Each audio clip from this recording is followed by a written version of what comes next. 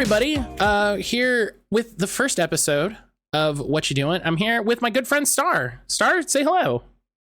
Hey, I'm Star. I use she, her pronouns. I am very excited to be your first guest. That's amazing. It is really exciting. It was originally going to be someone else. No offense, but schedules go how they go. It's fine. But yeah, please tell us a little about yourself, a little about Character Without Stories, and just like a quick intro. So, in Oregon, I have my husband, I have a kid, and I work in nonprofits. But my labor of love, and where most people are going to know me, if you listen to this podcast, you probably know me from my podcast, which is called Characters Without Stories, and I interview people about characters that they haven't had a chance to play yet. So lots of different games, lots of different people. We usually kind of get into what people build characters around, why they build characters, why they play TTRPGs. So it's an interview style podcast. Yeah, really, I remember forever ago, because we've crossed paths well before this.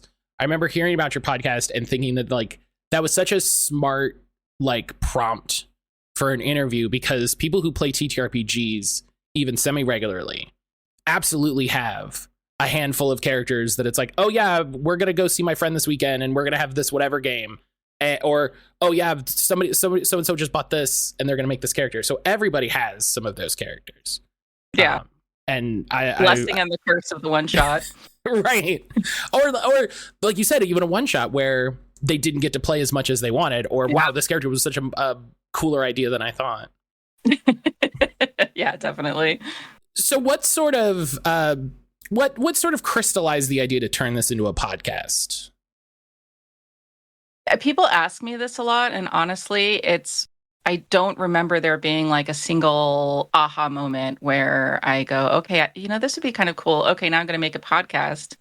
My friend Andrew, who was my first guest on the show, he at some point wanted to start a podcast and was just kind of feeling it out. So he said, well, hop on Discord. We'll have a chat. I'll record it. I'll make it into a podcast. And I was like, sure, sounds fun. And did that. He ended up not going anywhere with it, decided not to pursue it, which fine. Podcasting is a lot of work. I really enjoyed it. And I think just like, kismet or circumstance just happened that I had been playing a lot of games and having a lot of character ideas that I couldn't ever use. I just didn't have enough games for them. I wasn't going to like add another like 5 D&D games to my rotation. I was moving away from D&D at that point anyways. And as you know, I already have enough games in my schedule. So I was just like, I bet I'm not the only person who does this. So I asked my friend Andrew, and I was like, hey, do you have a character you haven't played? And he's a forever DM, so he was like, absolutely. So I interviewed him. Slams a folder full of paper, and it's like, yeah. Right. I mean, I feel now after having interviewed, let's see, I think it's something like 40, 45 people. It's a through line. I'll say a lot of people that I interview are people who mostly run games and they can't play them because they're running. Well, okay, I'm not going to say the player versus GM thing. GMs are still players. Don't want to get into that. I will just say that they are not usually the ones bringing characters to the table. Right. That's a thing I remember doing myself a long time ago when I was running a lot of Pathfinder Society. I would have a lot of character ideas that I would just throw together that I think didn't make it out of like a notepad. So as I said at the beginning, I listened to a couple episodes of your show yesterday and was just really, really blown away by like the amount of thought and characterization and like how fleshed out a lot of these non-played characters are. For me, it usually ended at like, a concept or, maybe nothing more than a paragraph. And so it's exciting to hear someone's like fully fleshed out character idea that I know, you have on your website a lot of different systems and stuff, but it's interesting to hear about them like outside of the mechanics. Yeah, yeah. I think too, there are different approaches. Some people only create characters when they have a game in front of them and they need to create something. Some people are creating characters outside of games and they're not even thinking about a system. Personally for me, I usually think about a system when I'm creating a game. So a lot of times it'll be, oh, wouldn't it be cool if there was a D&D character who did this and this together? It would be fun to play a bard cleric. What does that look like? But a lot of times it just starts off as like, what if there was a person who was like this? And there's not a system attached to it, and then you're like kind of just looking for that hole to fit that peg into. Right. I think there's some systems that are more well suited to creating a character outside of a game, or creating a character that has a lot of detail before you even bring them to a game. I mean, it's not something that I would really see done in like an OSR game, for example. Right. So. And I also think there's just a certain kind of player that likes to do that likes to just build that really detailed character backstory. But I'd say too, and with my podcast, some of the characters people have brought in, like they didn't make those decisions until they were on the show. There are times I'm cutting out parts where people are like, I'm not sure. Let me think about it. I even had an episode with Jordan where we created characters on the show using tarot cards for Coyote and Crow. So there's different approaches, but yeah, that's a fun idea of like being faced with like what is character XX and just be like, oh, hang on, that's not that's not a thing that came up at any point during the game, and so now I have to consider that. That's a fun idea. Yeah. And that's part of like why I enjoy TTRPGs so much is I'm not a theater kid, right? It might surprise you because I think a lot of people that do TTRPGs are in theater and in the arts, that sort of thing. But I'm only not a theater kid because there was not a theater nearby me. No one ever said, hey, there's a theater. I probably would have been. But I really enjoy the method of TTRPG of like building out a persona, building out these ideas, making these decisions, and being able to make them in a vacuum. You don't have to have a reason why they did X versus Y because the decision is that path, right? Like I want to see what happens if we did that. Yeah.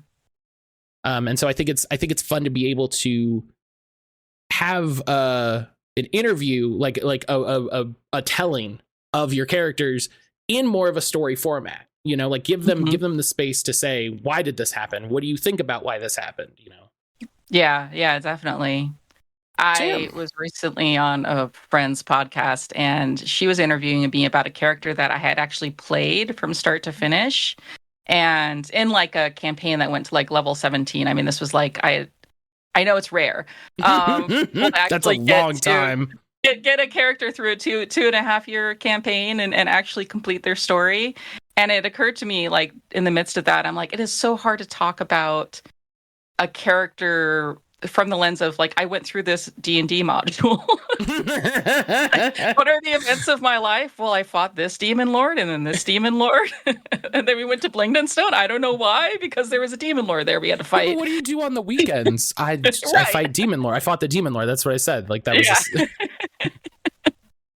So it's like the whole character is built around the story that you built in the game, and somehow, like on a certain level, it's very different. I don't know if it's more or less compelling, but it is very different to talk about a character who hasn't had the story, and you're just kind of saying like, this is where I hope it would go in the future. So speaking of the characters, what's been like, not your favorite characters. Favorite would be the wrong word to use because I'm sure they're like all choosing children, right? Like they're all great and they're all great in their respective ways. What's been the ones that have sort of stood out to you? Like obviously, you mentioned making characters on the spot with tarot cards. That was probably a fantastic one. But like, what are the characters for any reason that pop up in your head from time to time, or you think are like fantastic examples of the show? I know you're saying that you just started listening to Wes's episode. This is about a game called The Wild Sea, which is a game that personally I adore. And one of the things that I love about their character is that they're a hive mind. And I think it really gets into some interesting questions about what is it like to experience things as a hive mind? Like, what does that consciousness feel like? How do you inhabit that kind of consciousness that's so alien from our own? I just personally find stuff like that really interesting. Like, how does an octopus whose brain is decentralized into its arms, how does it view the world? How is that different from our experience? And so I thought that was a really fun, kind of fascinating conversation, and very different from a lot of the conversations I've had about other characters. So it stands out to me in my mind. I think there's a lot of times where people's stories like really hit me, like just there's a tragedy in it, or there's a poignancy in it that I find really like there have been times where I've almost like teared up when talking about a character or hearing about somebody's character. So like, for example, the episode I did about with Plot Doc about their character for Exalted. There's just like a lot of thought into kind of what the character looked like, and it was very meaningful, and it just like really it sticks with me, that interview in particular. But yeah. I mean, they're all great. I would say Kurt brought a character for 1,000-Year-Old Vampire that was in my first season, and I feel like that episode was kind of a turning point for me because it was, first of all, my first non-D&D character. And I was like, okay, I want to do more of this. I want to do less D&D. I want to do more of these other games. I want to talk about other games. But also just, I mean, there's a lot of things that were very different about that episode in that first season because it's also a solo game. And I don't think I've done another solo game since, which I would love anybody who's listening to this submit a solo game character to me. I'd love it. But I think, that conversation got really into more like the mechanics of the game and like the whys. Like, why do we play TTRPGs? Why do we want these kinds of stories? Why these stories in particular? Why do we build characters the way they do? And so I think for me in that first season, I was like, okay, I see now looking at this is where I want to go. This is what I want to do more of. Right. And 1,000-Year-Old Vampire is a great example of actually the inverse of what we were talking about, where you're not making character decisions. Decisions are being made for you. Yeah. The game gives you the prompt and says, this is the thing that happens. And, how do you feel about that? Or how do you react to it? And so I think hearing of a character from that sort of game is a really interesting idea. I don't know why I didn't think that was the case. You said 1,000-Year-Old Vampire and I went, whoa, that's cool. Yeah, and I'll say that Kurt, like I said, it's a solo game, and that's, I think people might be like, well, it's a solo game. I could play it anytime I wanted. In that particular instance, Kurt had a friend that they were going to do like an epistolary game, and that just never panned out. And so Kurt was like, well, why am I not just playing this myself? Right, I could just do this. Okay, yeah, here we go. So it is a little, maybe not the most traditional way of experiencing that game, but yeah, it's a very different character creation process. Has doing this show, you mentioned in season 1 with this kind of moving away from D&D and exploring other games, exploring other genres. Has doing this show, even in D&D and adjacent games, has it changed the way that you approach your characters, approach making your characters, how you think about your characters? I think so. It might be a little hard. I definitely think it's approached the way I see other people's characters. I might be less introspective about my own. I think, honestly, playing other types of games besides D&D has really kind of loosened my approach to building characters, where I was probably starting out more of the person who would make a more detailed backstory. And now, after having played like story-based games, OSR games, and things like that, it's like really loosened up my approach. And so I think that has as much to do with how I approach characters now, which is much more about building a backstory that reacts to the story that's being told at the table. I think that that's one thing that I see different approaches, and I'm not like judging any particular approach, but my character approach has been refined into something where I think it's just much more important to come with something sketchy, and then during the game find opportunities to let details emerge that you didn't realize were there to begin with. I love that moment in a game where somebody's like, you meet an NPC or something, or like you're having a conversation and somebody says, "Oh yeah, well we used to date, and I can't believe you broke up with me like that. Like why did you cheat on me? That was terrible. Like I hate you. I never want to see you again." And you're like, "Shit, now there's all this stuff." Right. All this story there that wasn't there before. And if you had really like kind of nailed that down before the game, then there's not room for that kind of stuff. And that's like chef's kiss for me is that moment. And that's stuff you see in media all the time too. Like, they don't, when you have a show or a movie, like you don't know every single second of that character's life when it starts. And reveals like that of like, oh, such and such is their father or their brother, or, that person that they were talking to, oh, that was a ghost, that sort of small twist or small reveal is so common in media. And it's so much easier to set up in narrative games, like Powered by the Apocalypse games, like bake that in, you have small hooks with other characters. Yeah. But it's also so easy to loop them into other things, pull other NPCs in. I think there's a lot of discussion to be had around character backstories, around how much backstory you should bring to the table. I think a lot of that boils down to personal preference and what sort of the interest of everyone at the table is. But I do feel like there is overall more to play with when your backstory is a couple things that are rough ideas that then you can connect to other characters, or you can fit in places, because it's the game you're building together, right? Yeah. And it's more interesting when it's all built together, which sounds hokey. Like, it sounds silly to say it out loud. It sounds like I'm going to start singing Kumbaya, but I feel like I wouldn't judge you if you wanted to start singing it now. It's okay. Just reach slightly off screen for my acoustic guitar.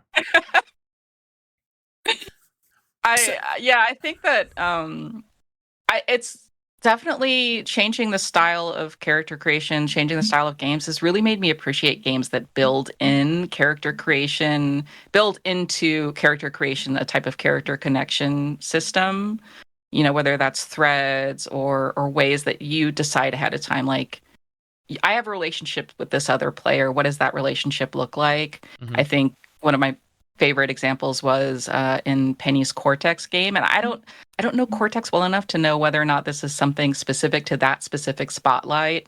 But there was you assign die to different relationships, and so you could say, this person's really important to me.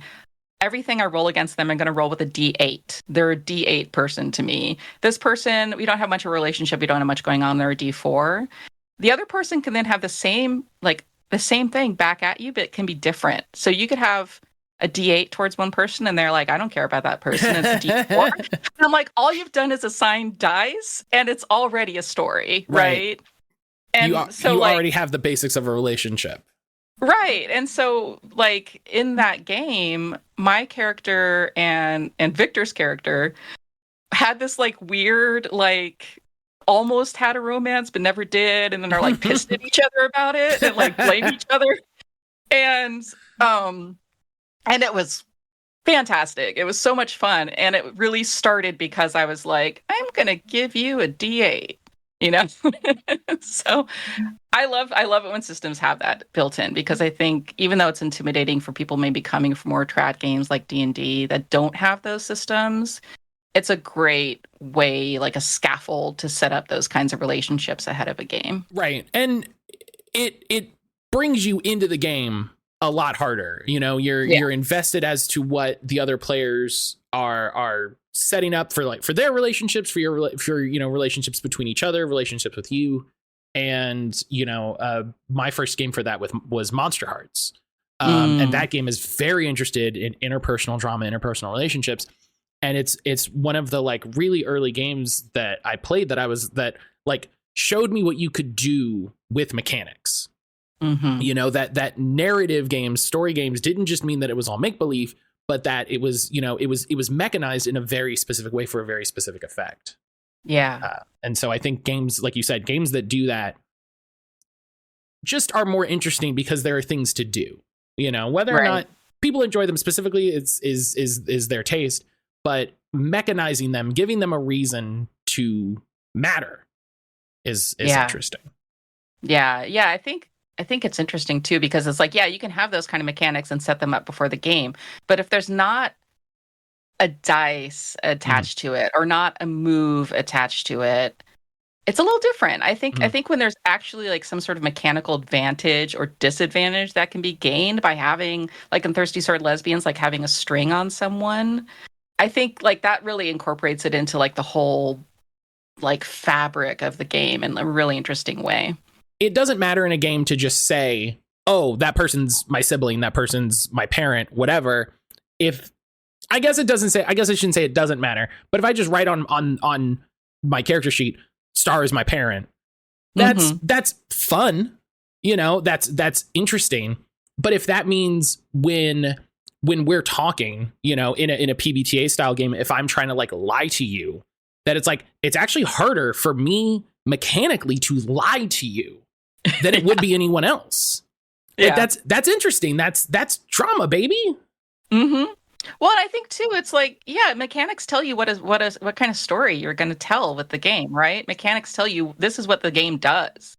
And this is what we found important when we were making this game, is we said, this is what we want the game to do. And so if a game is giving you like relationship mechanics right from the start, you can look at this game and go, this is a game that wants me to have interpersonal drama with the other characters in the game. And personally, I am so here for interpersonal drama. So Characters Without Stories is all about characters that haven't seen a table, haven't had their stories finished, I guess would maybe be the better way to describe it. Star, do you have any characters that you, if you know, guest host situation, someone is taking over the interviewer chair, who would you bring on your show? You know, I think when I first started the show, I had like a D&D Beyond like roster of characters where I was like, someday this one's going to get in a game. But to be honest, like that's kind of fallen by the wayside for me. Like I still have them and I could probably tell you about them, but for me now it's more like I played this character in a one shot. I want to play them more, but I don't have the opportunity, or the game fell apart or something like that, because like I said, I'm not trying to put more D&D games into my schedule. So I'm, you know, like I, for example, loved the character that I played in Grok, which was like an incredibly ancient, like tattooed all over her body, like woman who like did crazy things with a who would do just like ridiculous things with a magic paintbrush and did like Wile E. Coyote tricks and things like that, and would like just convince everybody to join her side instead of fighting her, and then would just like win all the battles that way. Which I feel like that's just something I do a lot in games is like I'm the person that just convinces the other side to go away. And then you'll come with your mecha robot, and I'm just like, well, maybe we could just talk to him. Have you tried talking to them? I feel like every game I play, I'm the only person who invested in social skills. I think that is like the big coming from trad games to any other game is when you realize like, oh, talking's important. Like conversations. I'm very lucky for the people that I met when I did. Just as my partner and I were getting to play more TTRPGs in general, you know, we were playing a lot of Pathfinder. I met some people locally who were meeting in a restaurant very close to our house, so it was very easy to go. And every week we would play something different. Someone would bring a game, and so we would just, you know, every week we would just play something. And so it just really instilled in me the idea of just play something. You know, what is that? Play it. I don't know. Figure it out. Try it. Yeah. And it was you know, this was like 10 years ago, but it was a really formative time for me in playing TTRPGs. You know, I'd only been doing so many at the time, And so it hit me at just the right moment. That's like, here's Monster Hearts, here's Fiasco, here's Dread, here's, and it's very, I realize that I'm lucky because not everybody has the opportunity to have people who are, one, open to that, and two, who have like the knowledge to do it. Everybody was willing to take on the time. Like I took on the time to learn how to run Lady Blackbird so that I could run Lady Blackbird for the group, and everybody could be like, oh wow, look at all this stuff. Mm-hmm. And so I think I think it's very difficult when you're making that transition, to bring it back to what we were talking about, not my weird little tangent. That conversation is very it feels forced. So social skills are very important, and I think it's tricky when you're just getting started. I think when you're coming from trad games, there's the idea that I think there's just like a kind of like a reliance on the idea of like a skill or like a special ability, and like I'm really good with a sword or something like that. Mm-hmm. And because D&D, and I haven't played Pathfinder, I would assume Pathfinder has a little bit of this limitation as well, which is that social skills aren't really all that exciting or fulfilling in a lot of trad games because they're very basic. It's like I roll a persuasion check. Spells get a little bit more fun, but I mean, as long as they're not like weird, like Charm Person is kind of fucked up, so but yeah, when you get to a table and you're like, oh no, I just make this stuff up, like I don't have a spell list. I can just do these things, and I can call it a spell if I want. Or, I am coming to the table and I am a skilled talker, but I don't have I can't just roll a persuasion check and be done with it. It's definitely a new skill that has to be learned, I think. I'd also say just I'm not a particular fan of violence, and so I'm always, whatever game I'm playing in, that's the thing I bring into every character is I will avoid violence. I will try and make friends with everybody, and I don't like killing people for no reason. So, which was very fun in the Cyber Plus Punk game we were in together, where I played a mute bio soldier robot. And you were just like, what if we talk to them? What if we just what if we just talk to them? They're sending killer drones after us. Okay, but what have we talked to them about it? What if we had a conversation about the killer drones? Well, and, we worked in tandem. We worked. I mean, we succeeded. It all worked out. It all worked out. And I will say, I came out of that completely unscathed and successful. I did not get arrested. I did not get injured. I came out of that unscathed, which is a great way to describe the end of that game. Yeah, I think maybe it's just my personality or something, but I'm like, give me a character that's really charismatic and will talk her way out of every situation and find a way to turn the tables. I just think it's fun. Well, and it's important to or it's a good contrast to say, in trad style games, I can't think of anybody who would run a trad style game but would allow you to charm and talk your way out of every situation. It's just we talked about the importance of mechanics. There are overwhelmingly more mechanics on violence than there are talking. Yeah. And so, every so often you might be able to talk your way out of a fight, but then, oh, nope, wolves. You got to fight. You can't talk to the wolves, but I'm a druid. Now these are mean. Yeah. Yeah. Yeah. And I'm running a game right now that's like that, where they just talk their way. I basically had to make it so that anything that I wanted them to actually fight had to be completely mindless, or there had to be a way for them to convince them mid-battle. It's a big robot. You can't. It doesn't understand your language. Yeah, exactly. It has one order: to kill you. Yeah, it makes me laugh when I do go back and run, Pathfinder, Starfinder, or something like that. And you're talking to an NPC and it's like, okay, I want to roll sense motive to see if he's lying. It's like, Why would he be lying? There's no there's no reason. There's no benefit here. But sure, okay, yeah. He's not.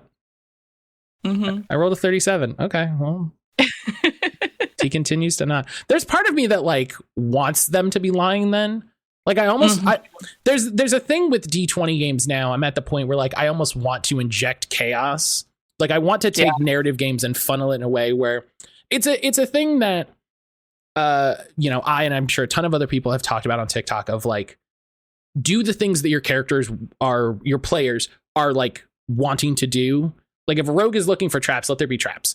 And so there's part of me that almost feels like if someone is like, well, are they lying? Are they lying to me? Let me look if they're lying to me, that it's like, maybe they should be lying, you know, especially if you roll like it's always the fun where it's like, I rolled a 40. It's like, maybe in the same way that if you roll a nat 20, you can do a backflip and power bomb a wyvern off a ship into the lake. Maybe you rolled a 40. That happened in a game I was in. Nice. Maybe in the same way, if you roll a 40, you somehow like change the fabric of the universe and now he's lying. Yeah. I don't know. I mean, I think that's like, it's not something I was very good at when I started DMing. It's something that I've gotten a lot better at, which is seeing that in my players, seeing that moment where they're like, I want this to be in the world. I want this to be a thing. And I am going to roll to see if I can make that a thing. And then you're like, okay, I can see that you want that. How am I going to make this happen? You know, like this is something you're interested in. This is something you want to move towards. Like, let's find a way to make that happen. And I've just gotten, like I said, about making characters, I've gotten a lot looser as a DM as well, just to like leave open some of that space for like, what happens if they decide they're not going to fight this? Like, what happens if they decide to talk this creature down and suddenly they have a new god? In my last game, one of the players decided to speak to plants because of a murder mystery and now has like a grieving, like African violet companion. I love that. That's so good. Really sad because their person got murdered, and he's a druid and he felt so bad about it that he took the violet with him. And I'm like, that wouldn't have happened otherwise. Right. Like I didn't even have a murder mystery planned. I was just like, okay, I got to up the stakes. There's been a murder, and they're like, I'm ready. Yeah. Talk to plants, and you're like, that's not how I expected this to go. Exactly. So, yeah, I mean, I think you do kind of just got to give them what they want, you know? Like, you got to lean into what they tell you they're interested in. Yeah. Which is why I think Wishes is amazing. I'm so glad we started doing Wishes. Oh, yeah. Yeah. I think regardless of the game, and I'm glad that this is a talking point that's like picked up a lot of steam over the last decade, whatever. I'm old. Hi. Not as old as me, probably. But you've been in the space longer than I have. I've only been playing TTRPGs for like 5 years. Yeah, I like to say that like I'm internet old, where it's like yeah, I remember the before times. I remember when you could only get on Facebook if you had a college email address. But it's a conversation that I'm glad has picked up steam in a lot of spaces across a lot of games. Is the sort of softening of the GM player imbalance. And some games rely on it more than others, but I think even in those games it can be so helpful to have the moments where, like you said, like talk to the players about what they want, you know, understand what goals they might be trying to achieve. And I just think it's so helpful to just step away from the game for a moment, you know, and say like, hey, like, do you want him to be lying to you? Is like we can do that. Like if this is an angle you want, like if you want to have a story where like this person is lying to you about whatever is happening, we can do that. And just the ability and like being willing to like step away in that moment, have the narrative conversation, and then step back in. Yeah. You know, I think it's something that like LARP and vampire players were doing back in the 90s. But it's fun to see it talked about overall and, you know, gain steam and even like come into trad games. Yeah. I had a conversation about this. Like I'm in a game right now, and we had kind of an intense moment between some of the players, and between some of the characters, and I think like it kind of bled a little bit. Like we weren't mad at each other, but some of us were kind of like a little bit like, oh, You get tense. Yeah, and one of them had to leave the room. Yeah, I'm sorry. Audio medium. I can't rely on facial expressions. I would remind myself. So, yeah. So somebody actually just like left the room. Like we were streaming, and they were just kind of like, I just kind of had to leave the room, and I was like, this is a reminder that if you're in a situation that's tense, you know, it's okay to say, hey, out of character, I'm not mad at you. I just want to remind you that I'm not mad.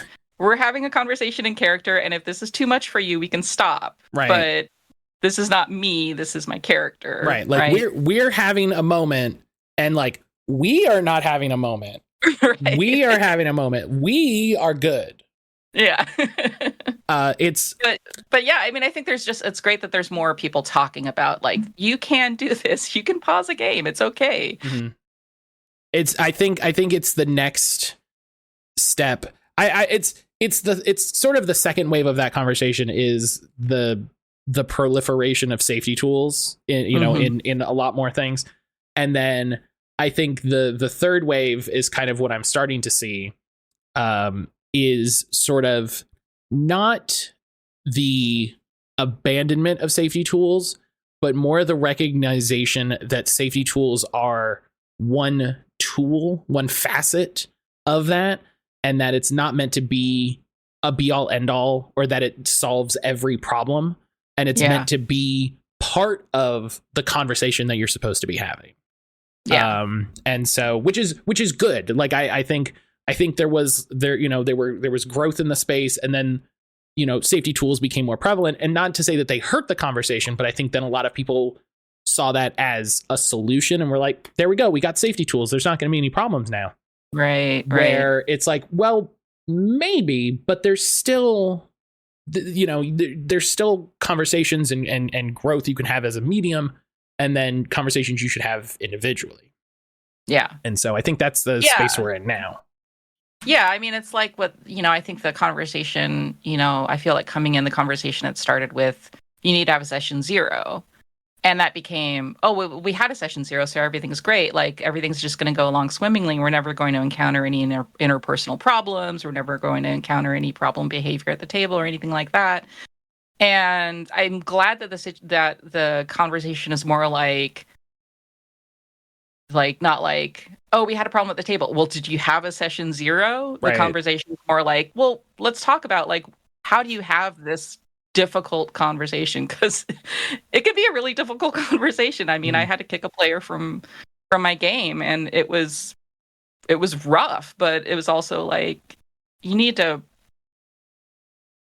I think there's a lot of it is like, you do need to learn how to have emotional intelligence to have those kinds of conversations, and not all of us are equipped for that. Personally, I feel very equipped for those kind of conversations, so it was probably easier for me than it would be for a lot of people. But we're not saying have a session 0 or have an X card is not telling you how to deal with it when it comes up, or reminding you that, maybe this is something you say at the beginning of every session instead of just bringing out in the first session and just forgetting about. What are you doing for aftercare? How are you caring for people who might have these kinds of like emotional reactions in a game? Like, what are your plans? What are you doing? Do we need to reevaluate? Do we need to go back and look at what we're using? Right. And yeah, the idea that slapping the X card on the table and then that being that, or like you said, reevaluating is a thing that I'm starting to see more people talk about. And I think it's hard to say. Like, part of me wants to say like, well, of course, ding dongs come, like it should be part of the conversation. But I think that's the luckiness that I've had to have, conversations and play games with the people that I've had, where are people who are very tuned in to not like playing specific games, but like the nature of play, and like the concepts of play, and the power imbalances and the societal things of play, and are talking about it in that way. They're not talking about how you play Powered by the Apocalypse. They're talking about what happens when people come together at a table to play and tell a story. Yeah. And so I'm glad that more people, including those people who are having those conversations, are talking about it and thinking about it and expanding on their thinking. And even the people who really champion safety tools are saying, hey, safety tools were not meant to be the solution. You know, you were not supposed to just slap the X card on the table and, you know, be done with it. There's a lot of other facets. There's a lot of other things. And I don't know. It's fun. It's fun to watch the community at large have those conversations, go through those waves, you know, watch it ebb and flow in the space. We've come a long way in 10, 15 years. Yeah, I can imagine. I mean, I wouldn't know, but even within the last 5 years, I feel like, of course, like we're going to have like some sort of annual recurring dialogue that's dumb and people are going to get up in arms about. But, you know, I do feel like some of those conversations are actually moving forward, which is nice to see. And I also think that people who play more games, and I mean, nothing against people who are like diehard D&D fans, but in my experience, people who play more than one type of game have more of that kind of like mental flexibility and understanding of play generally than kind of drilling everything down to like how we play one specific game and extrapolating that to an entire like hobby. Yeah, it is very, it can be very eye-opening. It can be very like, even for me, who's, you know, I've read a lot of games. I haven't played a ton, but I've read a number. I read Mothership just the other day, and the way that game approaches fear and terror and mechanizes it and like lethality in a very specific way is very interesting, because it very hard coded like mechanizes it. You have you fail and this happens and all of this, and it's kind of more engaging to me than the ways that something like Call of Cthulhu has done it in the past, where it's just like, oh, scary thing, I don't know, are you scared? And you're like, I don't oh no, what happens? And it's just like, you go crazy, you know. It's like you have very specific things that happen, and you have ways that your characters can deal with it, and they funnel the mechanics all into kind of the overall terror of the situation. And so it's always fun to read a new game and see the ways that they're going to use the mechanics to tell the story. I'm a big System Matters girly. I should have a big sign or something. I mean, I think it's true though. I think system does matter. And I think that, I mean, personally, like I am not great at reading TTRPGs. Everything I know I've learned from playing the games with people who are better at reading TTRPGs than I am. It can be so boring. Even as a person who kind of likes doing it, it can be really boring sometimes. Yeah, I will drift off. I'm so sorry. I love even games I love. I'm never going to read. I never read the Dungeon Master's Guide. That's never fine. read That's it. Not... It's like, yeah, I'm just saying, like, there's games that I play that I have not ever read the book for. And I'm lucky I've had so many wonderful people run games for me that I haven't had to learn how to run. But I love, like, for example, listening to podcasts like Dice Exploder that talk about specific mechanics, because sometimes you find when it just hits, right? You know, you're like, this does something so elegant that really, I don't know, I feel like it gets my mind working in interesting ways. I think about, you know, how that mechanic plays in, and then you look at the game and you're like, this is the way the game wants me to play it. You know, like I'm going to play Alien differently than I'm going to play like Pasión de las Pasiones or something, right? Like the games are telling me like well, I'm trying to think what is the most like, what's on the line of that's connection. So different from Alien. That's incredible. It's also a game I've been like dying to play, so it's just always top of mind. But But yeah, it's like Alien. It's like, what is Alien telling you to do, right? What is the game? What tools is the game giving you? It's telling you what kind of game it's going to be. And I love games that like specifically tell you exactly what this game is supposed to do and what kind of experience you're supposed to have in it. And bringing it back, I'm good about that. Part of why I think Characters Without Stories is so interesting is it gives you the chance to examine those characters outside of those mechanics, and sort of extrapolate something that might have only been that might have been mechanized in the game and not really like considered as part of the character. But when you play a character, you know, when you play Blades in the Dark and you play a character and you have the ability, you can always tell when someone's lying. If you remove that character from the game and now you have a person who somehow always knows that someone's lying, there's a lot of kind of, I mean, baggage is kind of the only word I could think of to use, like that to come along with that. Like what, how? Yeah.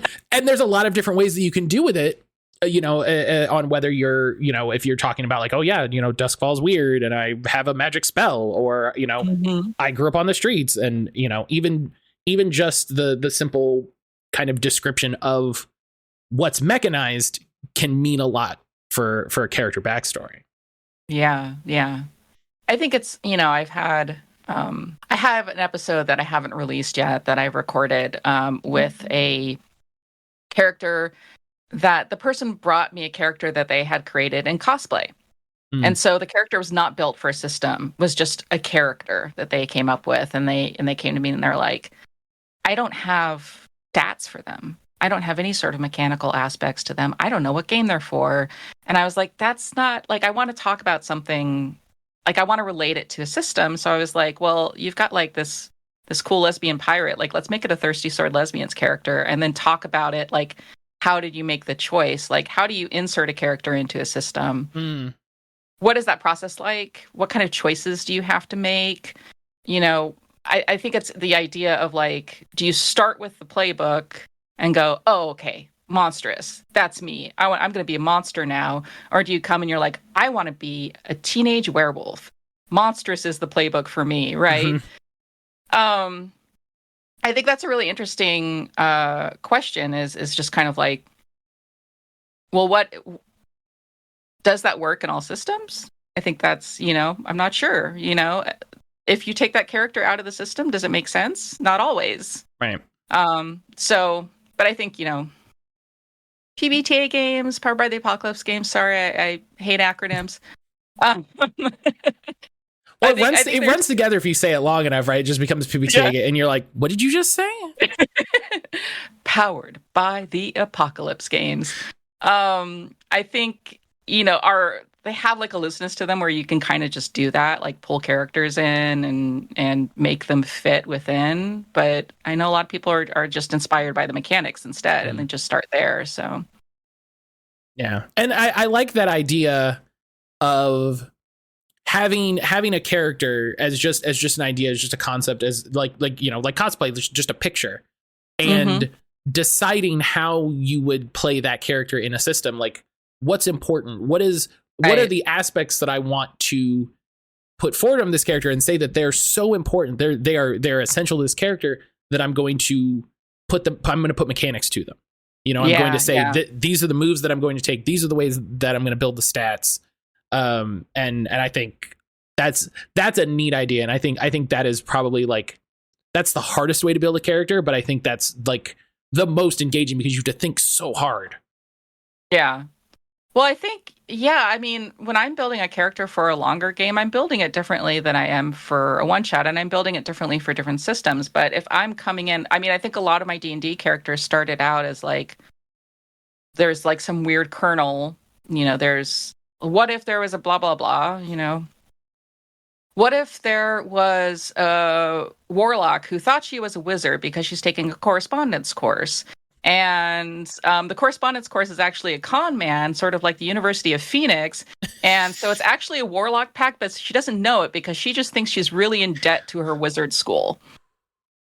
Man, for-profit schools as a warlock pack is really... Dang. I played that character for like a few months and I miss her so badly. She was like, I think like, I don't know, a couple months into the campaign was already like 600 gold in debt, like had to pay for every short rest. That's incredible. That's amazing. That's what, oof. I love that. It was so good. But yeah, that was basically where it started, was like, I saw bed knobs and broomsticks and I was like, here's a character in a wizard correspondence school. And I'm like, well, what would a wizard correspondence school actually look like in our modern day and age? Like, it would be University of Phoenix. So like, what does that mean? What does that look like in D&D? So it was like a character that came out of media, that came out of thin air, and then got kind of inserted into D&D. And I think that really works for something like D&D because there's like very specific abilities and spells and all these things that you can build around it, you know? But when I'm playing like a one shot of Mothership and it's like, you know, or a PBTA game and it's like a pick list, and then you're like, okay, well, I've got this and this and this, and I don't know if they make sense, and I'm going to make it make sense. Like, that's a very different experience. I've come to enjoy both. Yeah, I think the silliest for me is playing an OSR game and it's just like, what's my character? I don't know. Click random on this website. Yeah. That guy. Yeah. What does he do? He sucks at kind of everything. That's fine.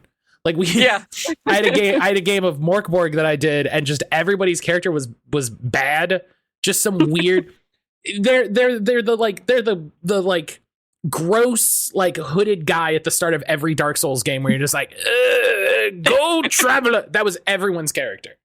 Everyone's character was just kind of weird and decrepit, and we had like one piece of clothing, and I was like, this is great. I love that everybody's character is a weird little guy. Yeah, that was my experience with Morkborg as well. I think I ended up with just a weird little guy, and like his only quirk became that he hated religious people because that just came up in the game. Like, it wasn't in the, it was just kind of like, okay, I guess now he hates religious people. But, you know, or like my Mothership character, who I loved, would honestly play them again in a heartbeat. I just rolled, like, I think I rolled, you roll like a patch that you have on your uniform. And so I think the patch was something like, I don't have time for this bullshit or something like that. And so it was like that, and then I rolled like Mikhail as the name, and I was like, okay, great. He's like a fuck off Russian pilot. He's got no time. Yeah, he's got no time for any of your shit. And then everybody else ended up rolling like scientists. So it's just like, it ended up being like I was driving around like a bunch of like scientists, and I hated them all because it was like, you're just like taking up space. You're useless in a fight. You can't even lift a crate. I like the idea that like you're the pilot in this horror movie, and you're just like, I just gotta, come on, man. Like, oh my god, so we stop here and there are people dying and you want to investigate that shit? You want to go out there? They died. Yeah.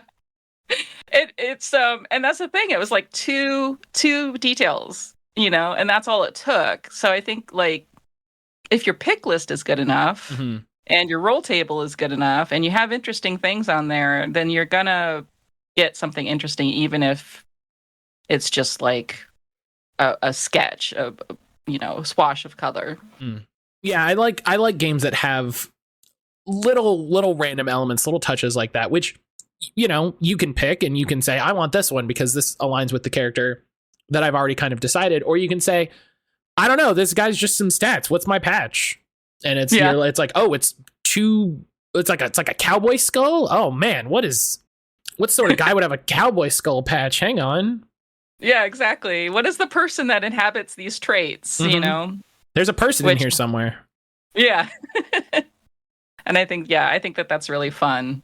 So I've really come to like that style of character building, even though it is very antithetical to the way that I used to build characters, and I still sometimes do build characters that way. Yeah, it's all about what fits and is like most interesting for the system.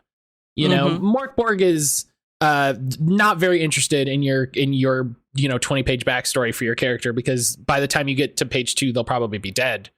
And right. Mothership is slightly more interested in the fact that your character will live just a little bit longer. And, you know, Powered by the Apocalypse games are very interested because, you know, the ways that your characters interact is the main thing. So I always like, it's good to have a mix, you know. It's the thing I always say, like, if all games were the same, it's, you know, coming back to system matters. If the system wasn't important, we would have one game, you know, and we'd be like, this is the game because this is great. We can do whatever we want. Yeah. So having that little bit of randomness to sometimes let you go like, whoa, hang on, this is not what I expected. Yeah, I would encourage people who maybe feel intimidated by like story games, like Powered by the Apocalypse games or OSR games. I would really encourage people to give it a shot and to try like a one shot and build a character this way and see how it changes the way that you look at characters and building characters. Because I think that it's been really eye-opening for me. It's been great for me to explore different ways of character building. I mean, obviously, I'm a person who loves characters and loves building characters and loves listening to people talk about characters. Like, that's my jam. But I think that, like, for me personally, building characters in other systems definitely kind of loosened me up and gave me more tools in my tool set for how to make characters interesting in any game. And it changes your view on what's important about a character. So like, you know, when I did a Mothership thing recently, I didn't consider what color my character's hair was. I didn't consider what their eye color was. You know, I had like a pre-gen photo, and so I just kind of went off of the vibes of that. Like, we didn't even really we roughly described our characters because that wasn't really like what we were worried about. Whereas if you play an Apocalypse World character, you're like, what do your eyes look like? What is your vibe? What are your clothes? And so it drills down immediately into like the silhouette of your character. What is, you know, like if I look at your character, I'm not going to see their moves or whatever, but I will see their weird cult uniform and like, okay, well, okay, you got a cult. Okay, hang on. We're working with things here now. You know, I see your haunted eyes. And so it's like, okay, and so it can make you think about characters like with more specific details. Yeah. Well, that's why I think the patch thing in Mothership is so great, because when you think about yourself and you're like, if I had a jacket and I was sewing patches on it, what patches would I put on it? Mm-hmm. What would I want to tell other people who saw me about me? What would I want them to know about me? Mm-hmm. I think that's a really interesting question, is not just like, well, what do I look like? But like, how am I presenting myself to the world? How does that match with my, like, how I think of myself?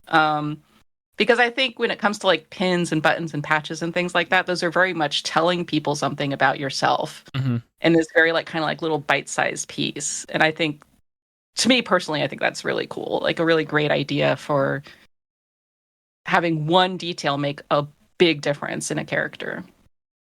If your character was one 2024 meme animal, which one would you be? Yeah, okay, now we need to make a game that's like pick list, and the pick list is just memes. Right, it's a big table of meme templates, and you're like, I think I can't hold all these. That's what I think I am. I'm gesturing at butterfly. I'm Elmo with fire. Oh, see, that's a great one. Okay, we're getting to the end, so I've got a good one to finish us off here. I've got a good one. So, 3 people to be on the show. Any 3 people. Who would you have? There's some obvious answers here that I think, you know, I wouldn't judge you if you picked. Yeah. But I definitely think Go ahead. No, I want to hear what you're going to say. I mean, I think there's any number of people in like the actual play space that would be incredible and would be a fantastic episode. But that's why I went with 3, because I was like, I wrote 1 and I went, no, because she's going to pick she's just going to pick Brennan, and that's going to be that. I was like, if I pick 3, if I put 3. Well, yeah, you know how much of a Dimension 20 fan I am. No, No, I mean, Brennan Lee Mulligan would be fantastic because he's a forever DM. Yeah. Like, how many NPCs do you think he has to have had so many characters. So he absolutely many characters. does. Yeah. I could probably do a whole season of Brennan Lee Mulligan's characters. Would be a I think he makes a character. I think in his brain, I have nothing to base this off of. I think the way that he thinks about each of the games that he runs, one of those characters is his character.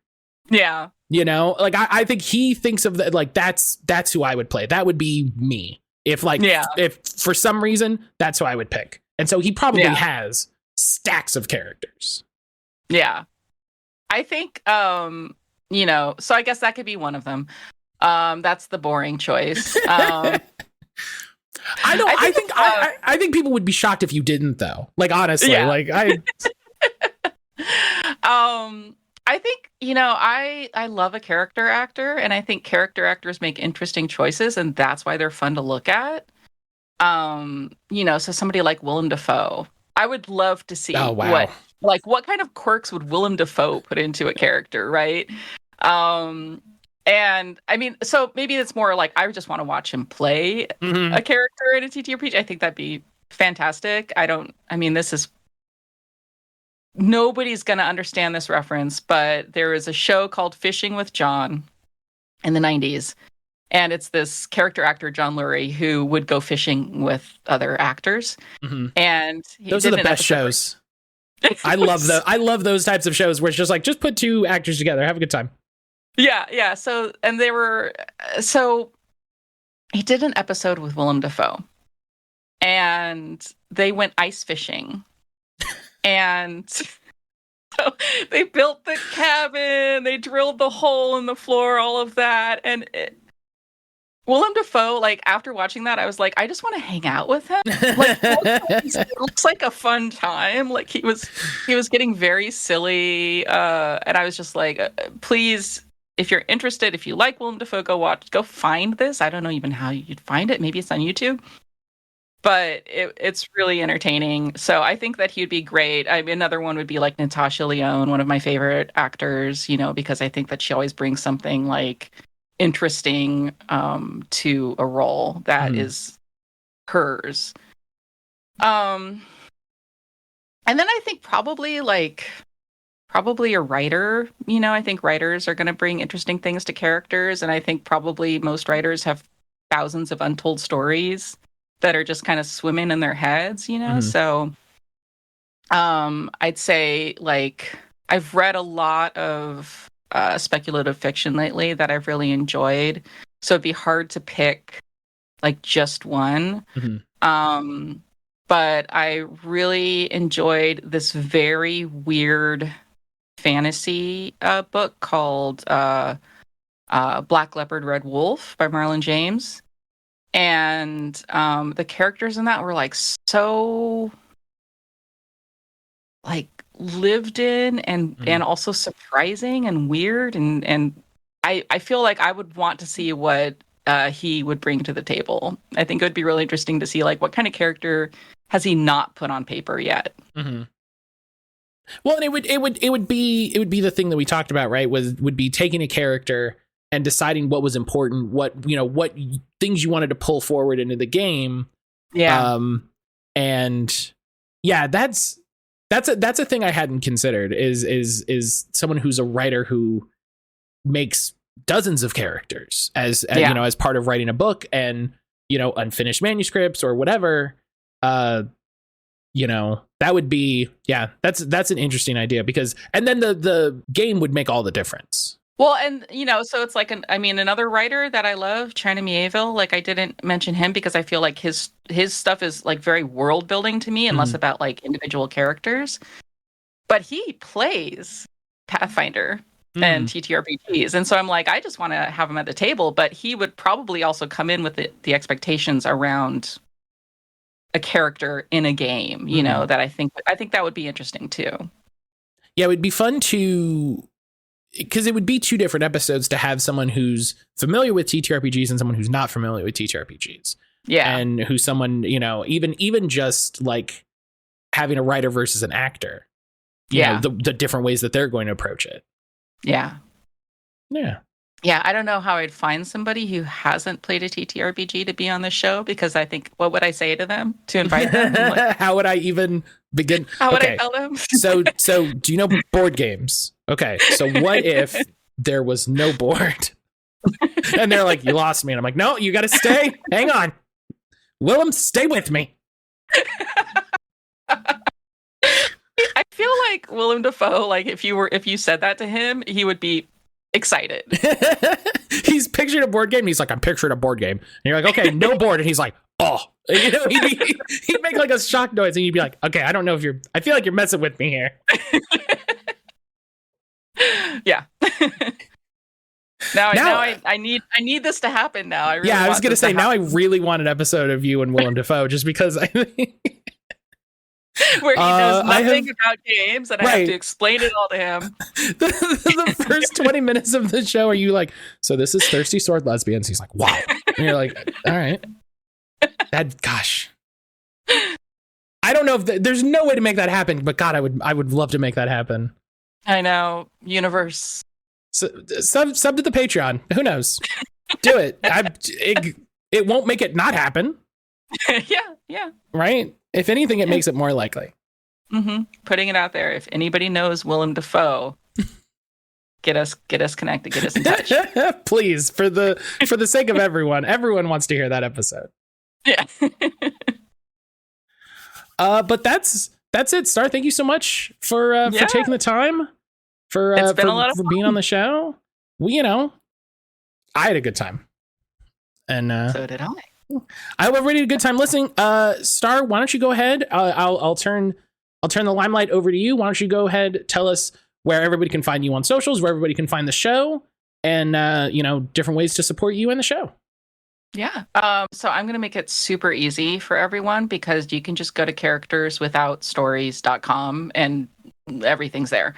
The podcast is on basically any podcast app that you would listen to a podcast on. So you can also just search for it. I'm also on YouTube. So if you're a YouTube person, you can look there. I am on kind of every social media at this point. Some more than others. So I'm on TikTok. That's the only place where I'm not Characters Without Stories. I'm Star Mama CMAMA on TikTok, but then everywhere else I'm Characters Without Stories, and I'd say I'm like most active on TikTok and Threads. I also stream most Saturdays of the month in an all-woman D&D game over at D and Denial on Twitch, and I highly recommend you check that out. It's been very romancy lately, that game. Had a whole 15-minute conversation last session about having sex for the first time. So that was interesting and incredibly awkward. Probably the most cringe conversation I've ever had in D&D, and it was also streaming. So you can go and watch the recording of it if you want to see me embarrass myself. It's also pretty great. I think it's great. So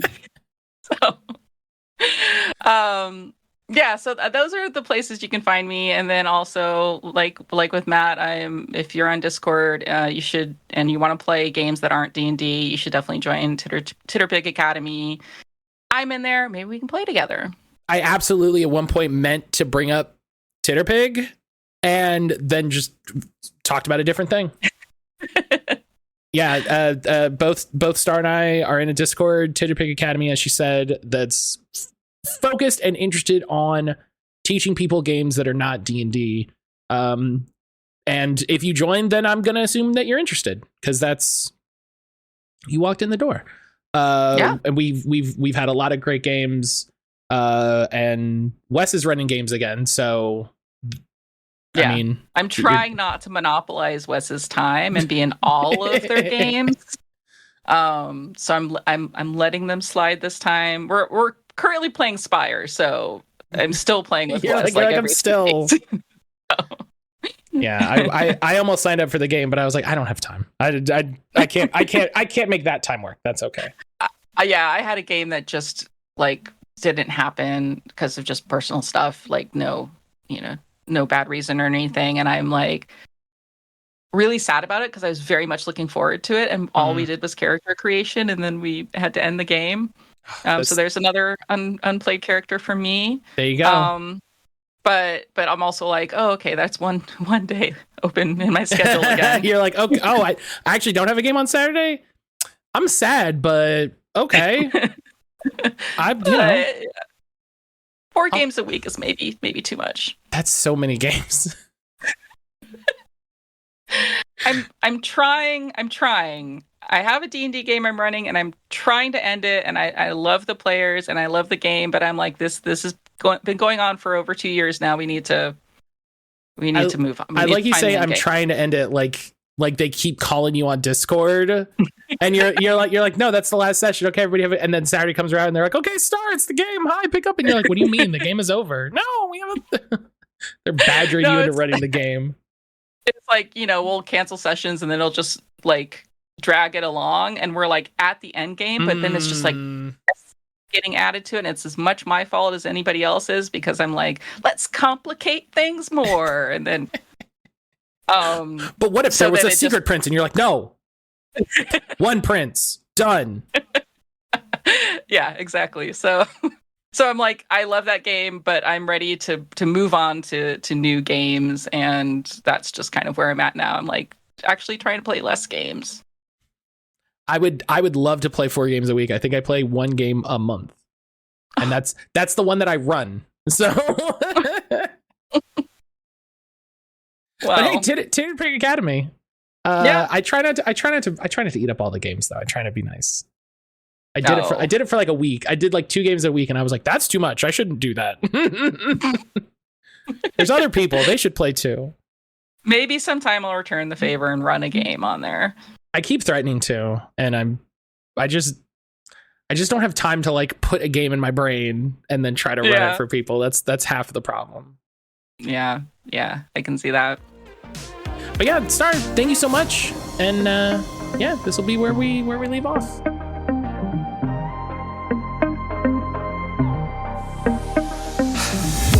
And that's it. Episode 1 of What You Doing, the podcast I've had in my brain in some form or another for roughly 10 years.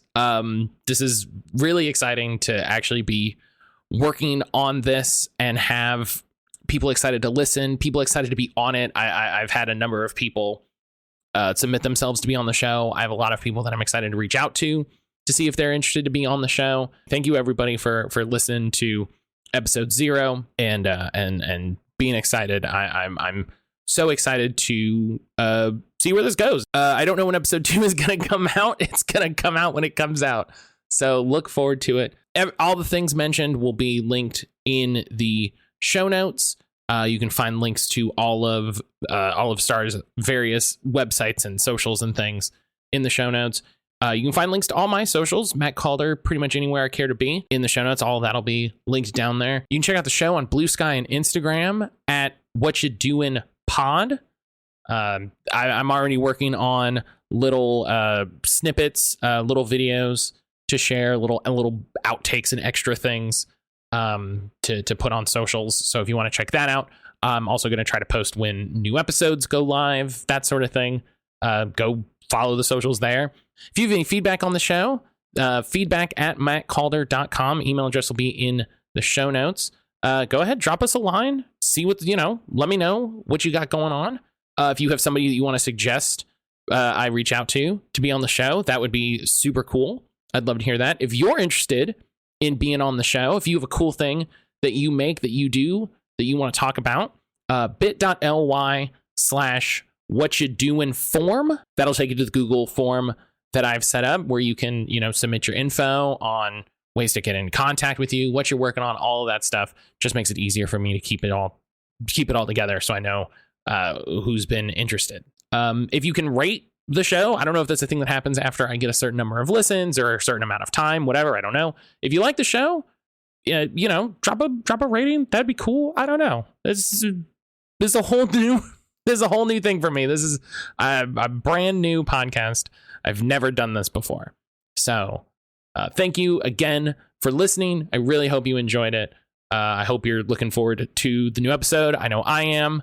I don't know who it's going to be yet. This is a surprise for you listening now, as it will be for me when I go to record it. And that's a fun surprise that we can share in together. So until next time, take care.